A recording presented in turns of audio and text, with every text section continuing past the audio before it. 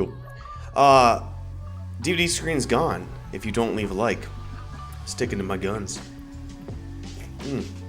And Jonathan, this video is for you, brother. Much love.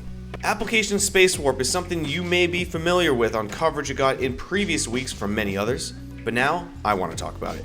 In a space vacuum, Application Space Warp lets apps run at half frame rate by generating every other frame synthetically, vis-a-vis, ergo, 70% better Quest performance. It's pretty cool. I mean, we are talking here, if this actually works, generational differences of power, like getting a new console, but happening all with the elbow grease from a developer. And while developers have to implement this tech themselves, I did speak with Justin over at Tab Games, who is working on the coming game that I feel you should be paying attention to, called Samurai Slaughterhouse, which may be one of the first games showing actual footage of Application Space Warp in action. Here is some footage provided by Samurai Slaughterhouse on the Oculus Quest build, and this is pre-Space Warp. Now, while not a one-to-one comparison to the Space Warp footage that I'm about to show you, use this for context. And in addition, any visual glitches that you may see are on recording only. They're not actual glitches on the field of view. From the user perspective, I have confirmed that. Now here is the footage of Space Warp actually working. This footage you see here is recording directly on the Oculus Quest 2, and it's very impressive.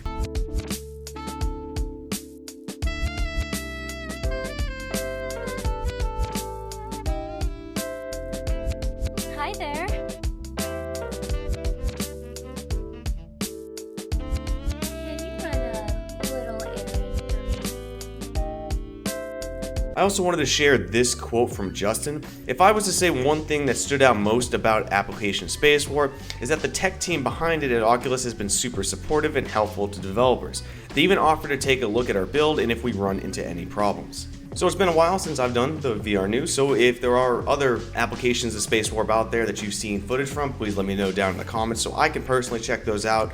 But I don't really have a question here. It's just really exciting tech to be able to get generational differences in power, possibly from developers putting their hard work into it. So just really excited. The one thing I can say about this, it's nice to see, especially with MetaConnect not announcing any new consumer hardware. It is likely with tech like this that the hardware cycle of an Oculus Quest product or MetaQuest, it's going to take me a while to stop doing that.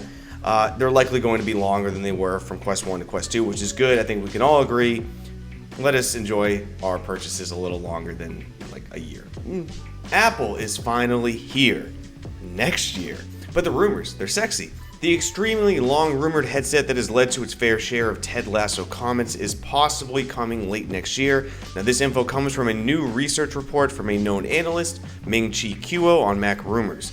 What are the juicy bits, pray tell? Well, rumored Apple headset won't come with just one processor, but two, including a lower-end processor for sensor data and a higher-end main processor said to be similar to the M1 chip in power. Yeah, an M1. Kinda makes an Oculus Quest seem like another Xerox situation, and I promise that I am much younger than that reference makes me seem. Other notable mentions include this headset operating independently, no wired play needed, and would sport a pair of 4K micro OLED displays made by Sony. Both AR and VR support may be present, with a statement mentioning that Apple is intending it to support a comprehensive range of applications with an eye toward replacing the iPhone within 10 years.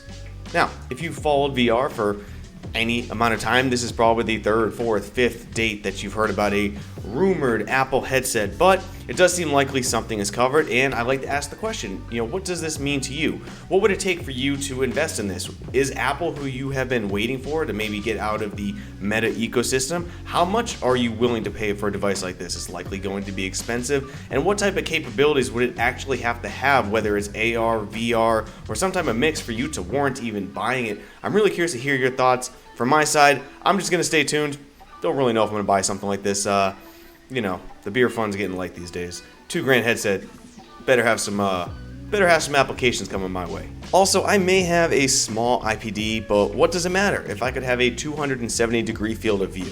Well, we won't have that anytime soon. This is not insane, but Hypervision is trying to get us there at least, and it did lead to a question that I have for you all. Hypervision is a startup company who recently showed off their proof of concepts at AWE 2021. Working on their own technologies, Hypervision has patents pending for both a 170-degree field of view compact headset, as well as a 270-degree patent pending technology as well. They are selling this tech though, not a headset. Again, selling the technologies, not a headset. You can compare these with other headsets out there, with the most popular of course being the Oculus Quest, with only around 110 degree field of view. Now 270 degree field of view is larger than the human eye. It basically, picture this though as the ability to look left and right and never ever see a border. It's pretty cool. In fact, this tech is similar to what Xtal and the coming Pimax headsets may use. Palmer Luckey also had prototypes built that had these same 170 and 270 degree field of views almost a decade ago, but as stated by him, the problem with these are similar as they are now. You will need likely a monster PC to be able to run this technology, and other core technologies would also need to be present and improved than what we have today. So yeah, there's not exactly a big a shiny object in this news story. We are likely to get higher and higher field of views, but something like 270, it's not coming anytime soon, guys. This is going to be a long time. But that leads to the question that I have for y'all. As I see these stories with field of view, it's become common that, do many people know what field of view is? Do you know there's differences horizontal and vertical? And I really just ask this question to kind of just get the lay of the land and kind of know, am I living in a bubble where I know some information that I think is common that may not be? You know, what is your knowledge of what a field of view is? Is bigger always better? What do you need the bigger you get? And when does it become an actual use case for you? And when does it become value added? There's a lot to this question, but generally speaking, are you actually knowledgeable about field of view or headlines where the bigger the number is, it's just better? I'd be curious. This is good for me as I report the news to know what you know, and I'll stop rambling on that. But that's going to be it for today. It's the last video, guys. The last video that I will ever do in this room. So I'm hoping the setup changes. I'll see you on the next video in Seattle. And as always, everybody, see you next time, Space Cowboys. Cheers.